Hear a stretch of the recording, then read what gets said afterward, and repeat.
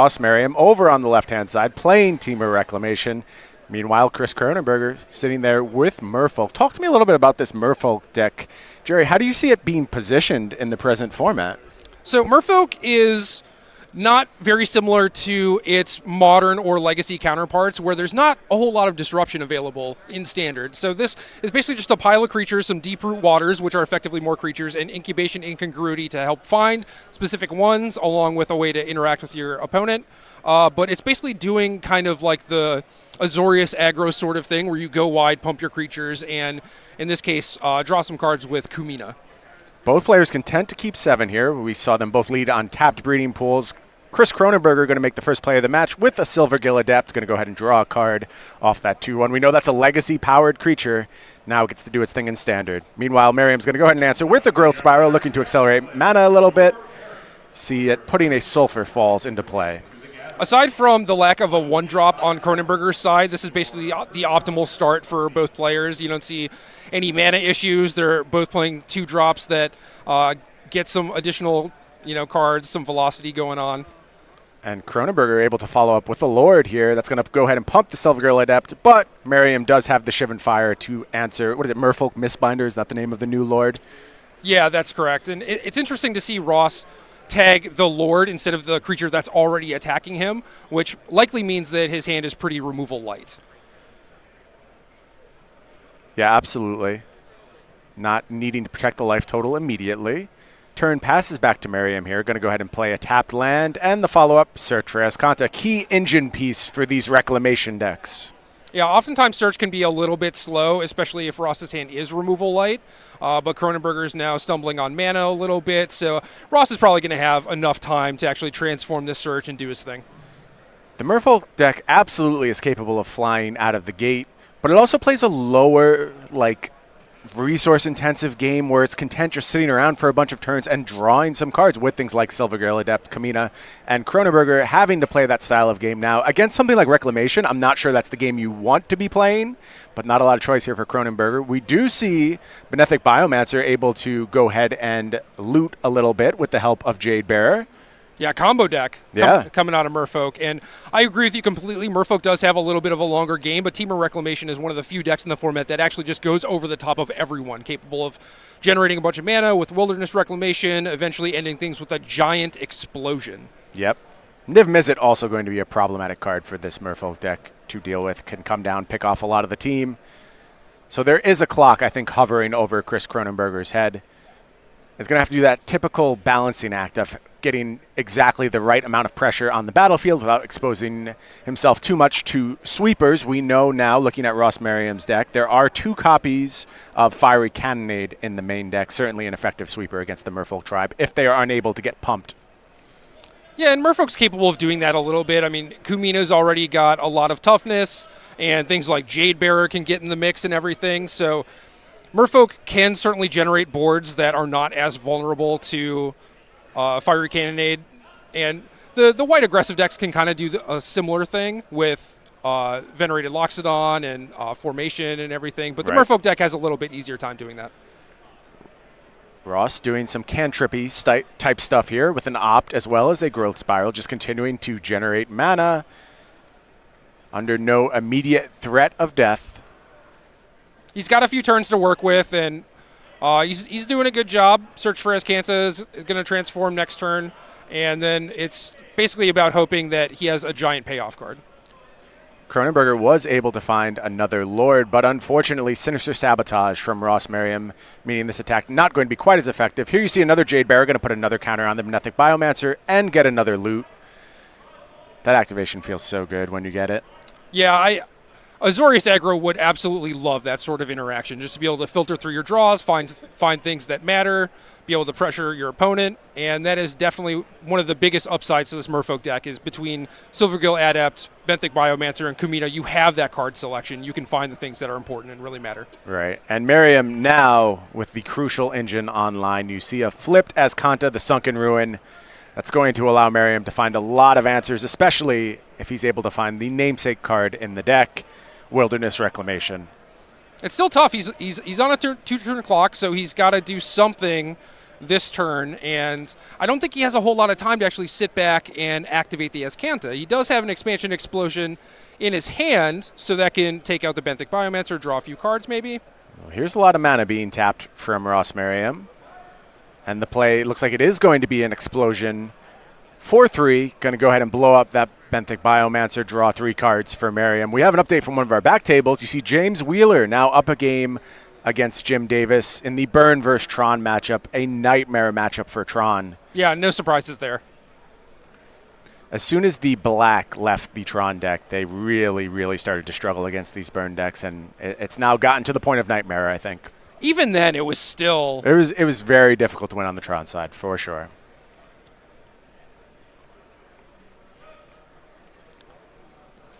I think Chris is basically at the point where every single turn from now, he just wants to be playing a Lord and adding to the battlefield and just pressuring Ross. Like, Ross is going to be beating him up on cards, and eventually something like a Niv Mizzet is going to come down, or a Hydroid Krasis, and you're just going to be able to... You're going to want to have things that have more than one toughness to be able to make Niv Mizzet not able to clear your board as easily, and you're just going to be able to... You're going to want to be able to attack around those things. Kronenberger goes ahead and attacks for 4. Getting in some more damage. Kronenberger has to fear every single turn being his last at this point. Passing back to Ross with this much mana available could just mean the end of the game at any given point. If not in actuality, at least in practice. A Niv Mizzet would be backbreaking here. Every single creature on Chris's board right now, 1 toughness. Yeah. You see Chris with a mana left unspent there, which is probably pretty frustrating. It probably means that he has a lot of 2 and 3 mana cards in his hand, wasn't able to double spell, and Ross is just kind of going off at this point, has all the cards that he could possibly want, and here comes the best one for Ross. Ross was looking there. He needed some help, to be sure, but he was able to find it. Here is Fiery Cannonade. We would assume this would clean up the board. Let's take a quick look for Spell Pierces. There's no Spell Pierces there, nope. Right? Yeah. I would assume this card will resolve and give Ross even more time to set up his game plan. But Ross doesn't know that. You might see him shock here. Sure, absolutely. Just to play around it, just to be sure. Ross agrees. Going to go ahead and take 2 damage, and I think that's smart on Ross's part. Here is the Fiery Cannonade, and that is going to leave Chris without a battlefield. These merfolk do not happen to be pirates. No. The old 4-for-1. That feels pretty good from Ross's side. Well, the Jade Bearer's got some value off the Biomancer, the Silvergill Adepts, Shrew cards. I mean, Chris has cards. He has resources to work with. He does. He's got a full grip. Part of that is only having 3 lands, of course. Exactly. He's been stalled for a little bit, and the problem is not cards. It is about being able to kill Ross before his endgame can just destroy you. Absolutely. And here comes Deeproot Waters. It is going to go ahead and make a token. Right, looks like we're going to rewind there, give Ross a chance to respond to the Waters. Now here comes Kamina's Speaker. That's going to enter the battlefield as a 2-2 and go ahead and make a 1-1 hexproof token. So as far as rebuilds go, this is not bad. Agreed. And this is threatening lethal next turn if Chris does have a Lord that he can play. But I feel like this is still a little anemic and probably enough that Ross can still play through it. There you see Deeproot Waters up on your screen. This is the engine card for these Merfolk decks, Jerry. This is what the deck is actually kind of based around at this point.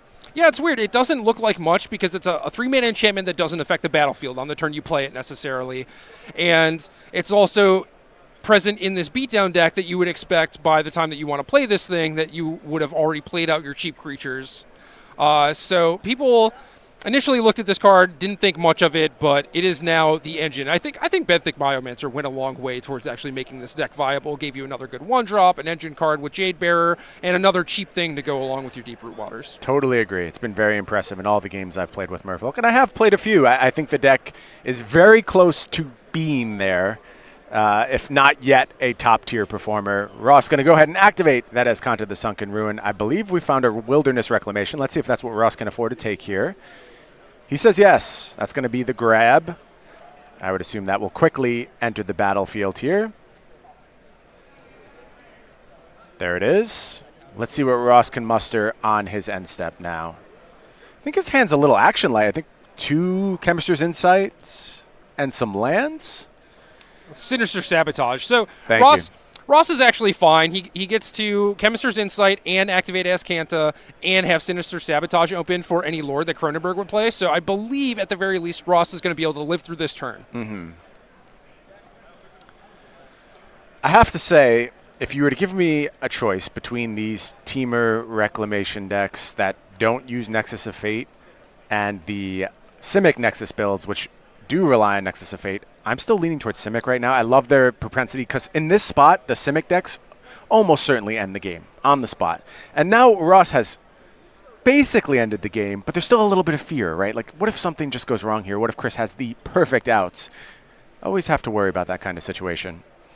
Yeah, but the upside of Temur Reclamation is that you have things like Niv Mizzet and Expansion Explosion, which are just good cards in their own right. And that allows you to transition in sideboarding a little bit better, whereas the Simic deck is just like, I have to assemble my combo, I need all of these pieces, and then sideboarding becomes a little bit rough because you do need to do other things against mono blue aggro and mono white aggro. Mm-hmm. And this deck just lets you bridge a little bit better. Plus, you get to cast Explosion for 20. Isn't that sweet? It does feel great. Would you rather do that or just cast Nexus of Fate 30 times? I would rather cast Nexus of Fate 30 times, but you're asking the wrong person that question right now. That is where we differ. Here comes a Benthic Biomancer from Chris. You see Ross fell down to 1 on that attack. 1 is not 0. And I have a feeling Ross still feels fairly comfortable with his position right now. Yeah, a turn went by where he didn't even have to use the Sinister Sabotage yet, which is maybe good, maybe bad, because certainly he would like to get the value out of the Surveil, and now he has a battlefield of 4 creatures that he has to deal with because every single one of them is lethal. Here is a second Wilderness Reclamation. Ross going to go ahead and play a land. Certainly worth noting that 2 of them have hexproof too. Very true. So it's basically going to come down to whether or not Ross can find the last copy of Fiery Cannonade. That's Shivan Fire. That's not going to get the job done.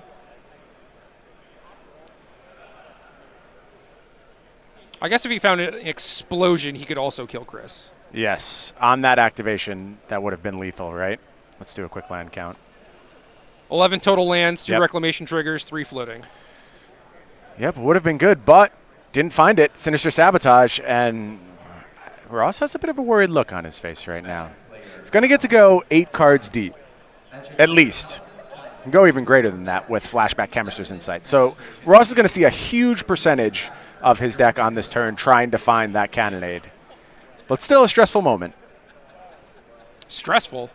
Stressful. I would find this moment fun. You live for this? Yeah. I'm stressed out. I can't watch. I'm going to cover my eyes. You tell me what happens. You get a good sweat. The game is played out. It has effectively come to its natural conclusion, and it all comes down to whether or not Ross can find this Fiery Cannonade, right? That is the question. That's fun. The game's out of your hands, and then you just get to see if you get there or not.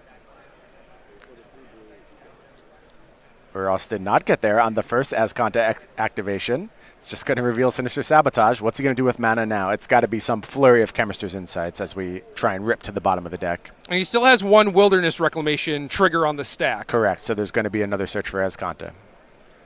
There it is. Found it. Okay. We're safe now. Ross can breathe the sigh of relief. I will uncover my eyes and come back to this match. Ross going to go ahead and cast Growth Spiral. It's basically academic from this point. Right? See, isn't it boring?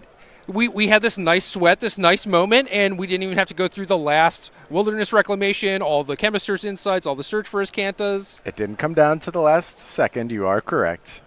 Boring. I'm a risk-adverse gentleman. That's a lot of lawyer training coming out in me where you see me trying to avoid these moments. Don't want to have to do the sweat, but Ross apparently lives for it and has successfully found. No, he was on edge. Now. He was actually worried. You saw it, right? Yes. You saw it in his body language. There was some tension there. Here is the Fiery Cannonade going to go ahead and clean up. What do you say percentages for Kronenberger's outs right now? 0. 0%. No chance of winning this game. Effectively over.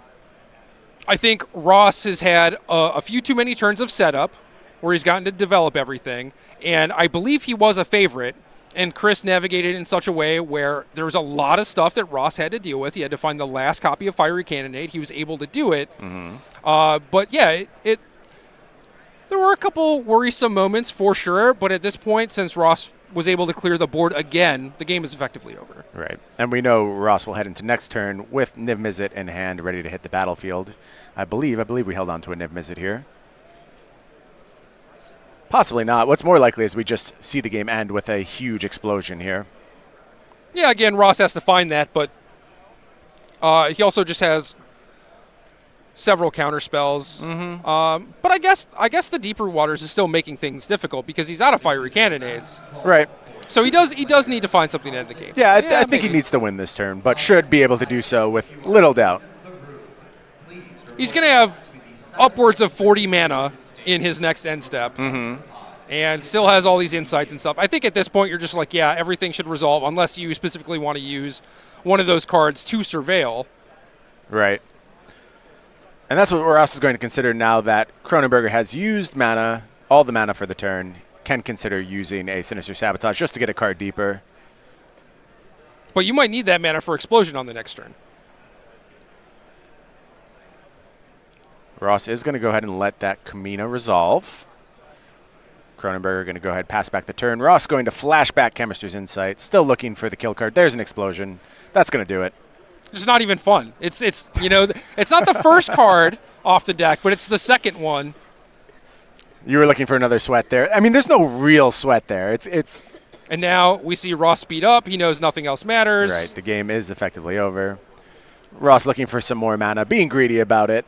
Meanwhile, over in the Legacy matchup, it sounds like Tannen Grace up a game against Eric Rill. Tannen listed as playing Grixis Delver there, but I had a chance to chat with Tannen a little bit earlier in the day. It's closer to a blue-red build of Delver with just a little bit of black, a little tiny splash at this point. Not the typical Grixis Delver list we've seen Tannen playing in the past. And there is the scoop from Chris Kronenberger. Ross Merriam going up a game against Merfolk. Who do you think is overall favored in this matchup? Do you have a sense of how this should play out? I think since Ross is so light on ways to actually interact, Chris was a pretty big favorite in game one. But post-board things change a little bit. Ross gets to kind of juke if he wants to, board in the sideboard creatures that you see, Rekindling Phoenix, Biogenic Ooze, another copy of Niv Mizzet, and just not worry about trying to resolve his expensive cards like Explosion through things like Negate. Right. Why don't we go step by step through Ross's sideboard? We're looking at a Crushing Canopy, 3 Crushing Canopies, one Biogenic Ooze, 3 copies of Rekindling Phoenix, 1 Niv Mizzet, 2 Negates, 1 Gift of Paradise, 1 Fiery Cannonade, 1 Entrancing Melody, and 2 Star of Extinctions. What are you bringing in if you're Ross here? The creatures, absolutely. The 5 creatures. Maybe you want some Negates to help you win Counter Wars. The extra Fiery Cannonade is great. Gift of Paradise you might look at as like, oh, this is an anti-aggro card, right? Because it gains you life. And I think that's basically only true for mono red aggro specifically. Like Merfolk is all about building this giant board, right? And gaining 3 life isn't necessarily going to help you.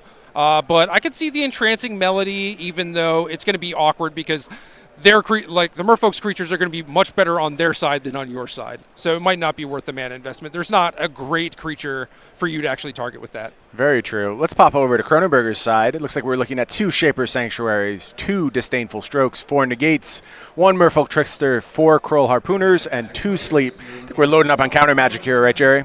Yeah, there are 6 viable counter spells for the matchup that I like a decent amount. Shaper Sanctuary you might look at and be like, oh, Ross's deck is full of removal, right? This is what this is supposed to help against. But realistically, there's only 4 Shivan Fires, 2 Fiery Cannonades, and then maybe some more stuff in the sideboard. I think Shaper Sanctuary is a card that you would want for Esper more than anything and probably don't want here. I could buy that. Meanwhile, over in our modern matchup, you see James Wheeler close that one up 2-0 against Tron, kind of as we expected. Shocker. Yeah, that's how that matchup tends to go. So Wheeler putting his team up on the board. Meanwhile, the team of Grace, Davis, Merriam up a game in the other 2 matches. Yeah, no surprise there for Burn taking down Tron.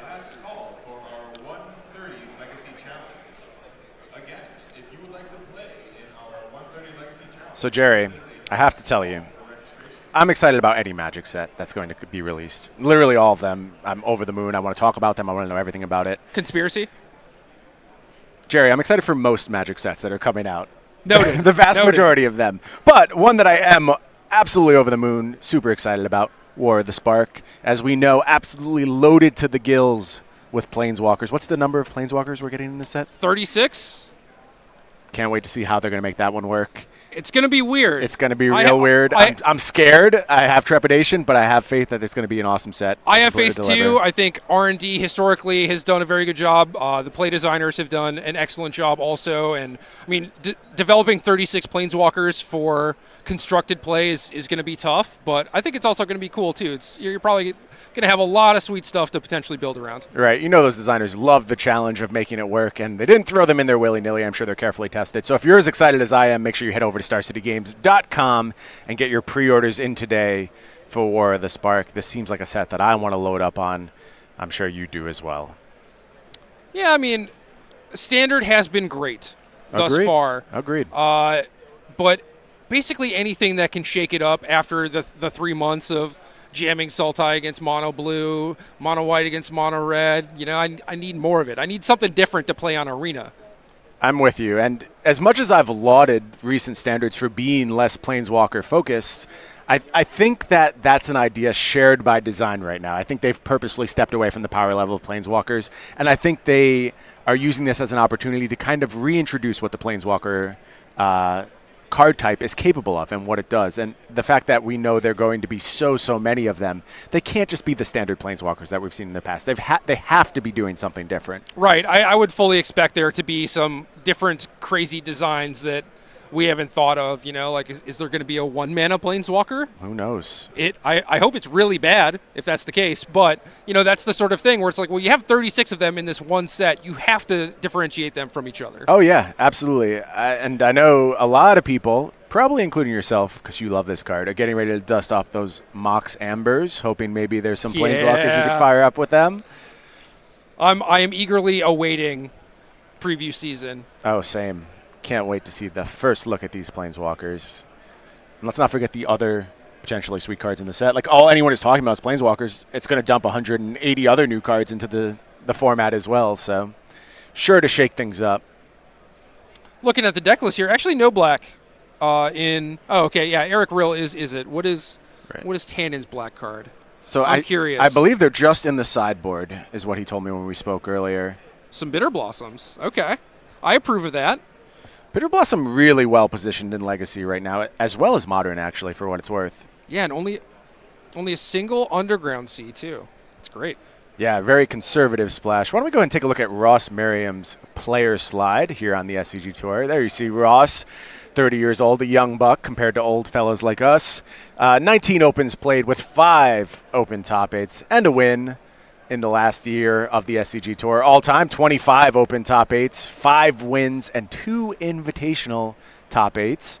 And Ross, of course, Jeopardy fan. Did you watch Ross when he was on Jeopardy? I watched it with Ross. Okay. We were actually driving to an open in Columbus the day his episode was airing, and we all gathered around in the hotel lobby, and he made the nice lady working the bar turn it on TV and everything. Very good stuff. I think Ross is going to be looking to finish this match total with more money than he finished Jeopardy with. Did not finish with a particularly high dollar total. Hey, look, I've never been on Jeopardy. I'm not trying to knock him. It's just a fact. He ended with $0 on his board.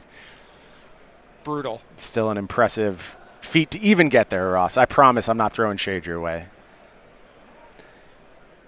So a good start from Kronenberger here with 1 drop into 2 drop, but Ross able to find a removal spell. Shivan Fire cleaning up that Deep Root Elite, which is another one of the kind of engine cards. Deep Root Elite with Benthic Biomancer. That one's real sweet. Yeah, that's actually going off. In last game, I said that both players had a very good start. I think this start for both players is much stronger. Oh, yeah. Yeah, flying out of the gate. Silvergill Adept on the side of Kronenberger. Going to go ahead and draw a card. Considering the options here. 3rd land in hand. Yes, it is. And here comes that Benthic Biomancer, getting in for just a point of damage. Ross going to go ahead, untap, take a draw, finds a land off the top. Let's see if Ross has his engine ready to go here.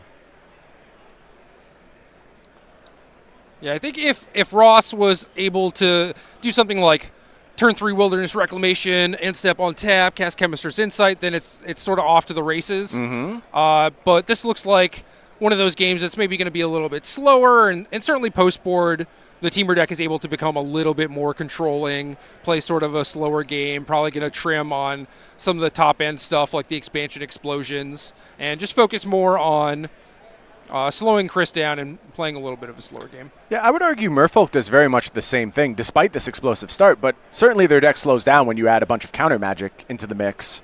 Not seeing that here, though. Chris Kronenberger able to get on board, use all of the mana in the first few turns effectively. Yeah, rather than trying to build this giant board position, you can just play out a threat or two, sit behind counter spells. And the problem with that is that eventually Niv Mizzet comes down, sort of ruins all your fun, so you need to have some sort of answer either directly to the card or way to attack around it. Here we see an additional Silvergill Adept drawing another card, revealed another Deeproot Elite. Let's see if that's ready to join the battlefield as well. Certainly, as we mentioned, Chris going to have to carefully balance aggression and overextension. That's always the name of the game when you're facing potential sweepers. And I think Chris has to anticipate that there's going to be more sweepers now that we're in the post-board games. Absolutely. Interesting there, too, because you saw Silvergill Adept reveal Deeproot Elite, which you could just play before the Adept and get a counter off it, unless that's the last Merfolk, at which point you can draw some conclusions about the contents of Chris's hand. Very good point. Yeah, Chris instead just activating that Benthic Biomancer. Ross just playing a tap land, passing the turn back to Chris. Yeah, I like Chris activating the Biomancer, getting an activation and like sifting through his hand a little bit, but also just upping his clock a little bit.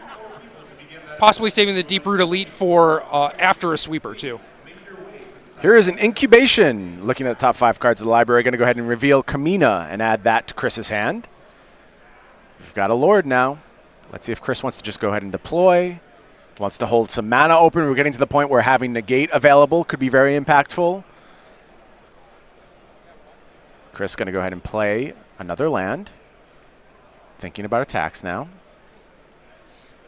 This is kind of the spot where people are like, oh, it's easier to play beatdown decks than it is to play control. But this is the spot where Chris exactly has to make decisions about, like, do I deploy my Kamina? Do I maybe hold up a counterspell mana if I have that? If I do play Kamina, what do I do with it? Whereas Ross is just like, I'm looking for removal spells. I'm looking for Fiery Cannonade to try and clear your board, you know. Ross certainly has fewer decisions, I think, than Chris does. I've always felt that the control side of things is easier. That certainly has a lot to do with my personal preferences, but I get entirely what you're saying. And, like, that was a really easy play right there from Ross Merriam. Right. Tap 6 mana, put your Niv Mizzet into play. Hard to go wrong when that's what you're doing. And hope you don't lose the game on the spot. Right. But that's what you're down to. Like, that's what your deck is designed to do. Really need to fade some explosive action from Chris here. You know that Deeproot Elite is in hand, so if that gets to combine with any other Merfolk, it could present problems. Let's see what happens here. Well, everything on Chris's power, or everything on Chris's side is 2 power. So if a single Lord would be lights out for Ross. Yep. And Deeproot Elite would require a lot of work in order to make that happen, but it would. Jade Bearer would make it a lot easier. Basically, you just need to make a bunch of 3 power things.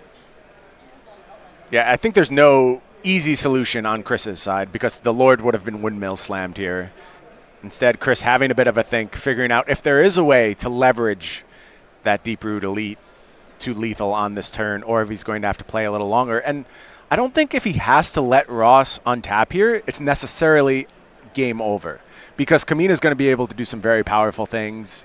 Could just generate a board that's potentially safe from sweepers, really asks a lot from Niv Mizzet. So I don't want to spell doom and gloom if this isn't just game over. It's going to be tough, don't get me wrong, but it's not the end of the world. And here you see a big attack coming in. No, that's a Kamina activation. Oh, that's Kamina activation. No, that doesn't bode as well, right?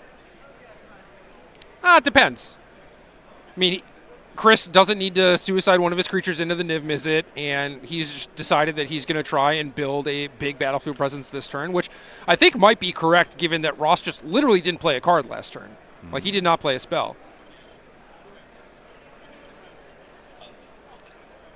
Yeah, so it looks like just Kamina going to attack there, right? We have the activation from Kamina. Tap cannot be blocked this turn. Going to drop Ross down to 6. Now Ross with some free reign. Niv Mizzet, a bunch of mana. What's going to be the play from Ross? It looks like Niv Mizzet, 2 lands, and Shivan Fire in hand for Ross. So the Shivan Fire can certainly get the party started. Mm-hmm. You get the first Niv activation from your draw step, so you get to kind of force Chris to maybe act, pick off the Deep Root Elite. So now maybe you think that the coast is clear at least. Like any one toughness thing is probably just going to die. Right. I think that is certain. Let's see if Ross can chain this Shivan Fire into some other action.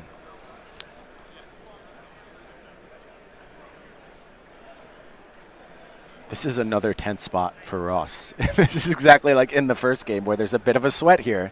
Yeah, so Niv Mizzet is very powerful, right? And it kind of gets a rap for if you get to untap with it, obviously you win the game. But you still have to sequence everything correctly. Oh, yeah. Especially when you're in Ross's spot where your opponent could have tricks, they could have counter spells, and you are light on spells, actually. You have to choose very carefully where you point your removal spell and what you target with the Niv activations and everything like that. Ross drew another Shivan Fire. And I think that basically... That makes it easier. Yeah, things get much easier from this point. Now Ross could kick that, targeting the Kamina, right? Still sitting only at 4 toughness.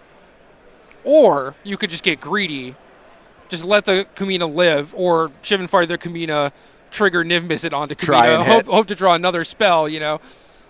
But if you just kick Shivan Fire, realistically you wipe out Kronenberger's board, but then you're done. You don't get to draw any more cards this turn. No more fun to be had. I think that's what you just saw Ross go ahead and ask Jim, saying, what do I do here? Should I try and get a little greedy? I like the aspect of team tournaments because you can talk to your teammates. And a lot of the time, it's basically just 3 really good players that trust each other, and they're able to just sit down, play their matches. But occasionally you communicate, and a lot of the time I found that someone is just like, Jim, do I have permission to make this ballsy play? Is this okay? Are you going to be mad at me? Looks like we have a search in hand for Ross. Going to go ahead and deploy that first. So that's going to take the kicker off the table. Here's a tapped land. What it does mean is that if Ross untaps, he's in an even better position. And I think going to get aggressive with Niv Mizzet here and get in for 6 damage. Maybe. Some indecision on Ross's part. I can understand why. This is the key turn. If Ross survives this turn, he's in a good spot. And in fact, I think if he gets through this turn, he's going to go ahead and win the match because Tan and Grace took down Eric Rill in the Delver mirror-ish match. I wonder if Bitter Blossom played any part in that. We'll have to check in with Tan. It would not surprise me, though, at all. Eric Rill is basically just a Delver master, too. Mm-hmm. Has 5 open trophies, I believe, and a lot of them being in Legacy with things like Delver. Right. So Ross goes ahead and ships the turn back to Kronenberger, facing down that imposing dragon on the other side of the battlefield and knowing that not a ton of options left here. Yeah, this is kind of the problem with decks like Merfolk and even Azorius aggro, where you're a pile of creatures. Your creatures are all pretty good. You have ways to pump them up and some ways to interact with what your opponent's doing, but not a lot of reach, not a lot of ways to actually close the game once your opponent deals with your early creature rush. Exactly right. And you see just Kamina unblockable, get in for 2 damage. Ross falls to 4. Kronenberger has to know that odds of pulling the game out from this point certainly very slim. You've let your opponent untap with Niv Mizzet once. You didn't immediately lose the game. Chris is definitely on borrowed time here because Ross is about to get another untap step. Yeah, plenty of mana available on Ross's side. Going to go ahead and take a peek with the search. Here comes a Merfolk Trickster from Kronenberger. That's an interesting play. This is some counterplay. I like this. Get to remove Niv Mizzet as a blocker if it resolves, and you also shut off Niv for the turn. Mm-hmm. So if Ross was planning on drawing a bunch of cards, shooting things down, well, he can't do it on his turn. He could do it on Chris's turn, potentially. Right. Now Ross can still use that Shivan Fire in hand to clean up a bunch of stuff, draw a card, has another Niv Mizzet in hand if he really wanted to deploy a second copy, if he felt the blocker was super necessary. Here you do see the Shivan Fire. Going to go ahead and target that Trickster. And now we have a ping from the Niv Mizzet from the drawn card. I would assume that's going to head over at the Silvergill Adept, unless Ross is trying to generate enough damage to go ahead and take care of that Kamina permanently. Well, you still have the Search for Azcanta trigger on the stack. The Shivan Fire that's on the stack is going to be the 5th card in the graveyard. Ross drew an Opt off the Niv Mizzet trigger. Now he could actually just try and transform Search for Azcanta too. Yep. So it's possible Kronenberger wanted to wait until the Search trigger resolves, but it's super small. Yeah, I don't think it was going to be determinative. I think the problem on Ross's side is just that he has a wealth of options, and there's a lot of potential things he can try and maximize in this turn. Just wants to make sure he crosses his T's, dots his I's, and gets it all right here. Yeah, you certainly don't want to throw away a game that you are in a commanding position, right? Right. A lot of people might get into these scenarios and be like, well, I'm easy mode. I'm kind of crushing them. It doesn't really matter what I do, and then you end up squeaking out a loss. Yeah. And the opposite attitude is what makes Ross a great player. Ross is absolutely deliberate in these moments. Will figure out exactly the right line to take.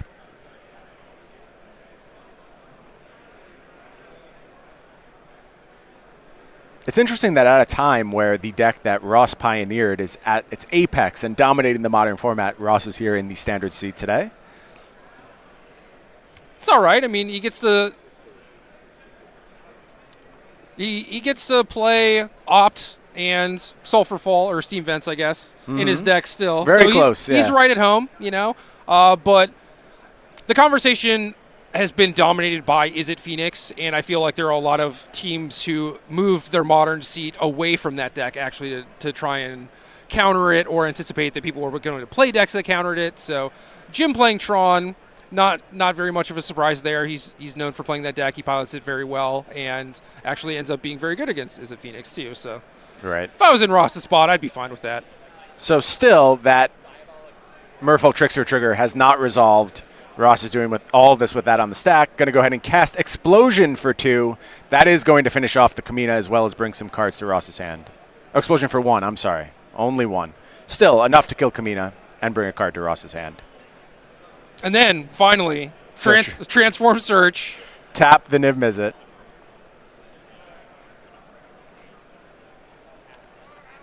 So Kronenberger apt to get another turn, not apt to be a very impactful one.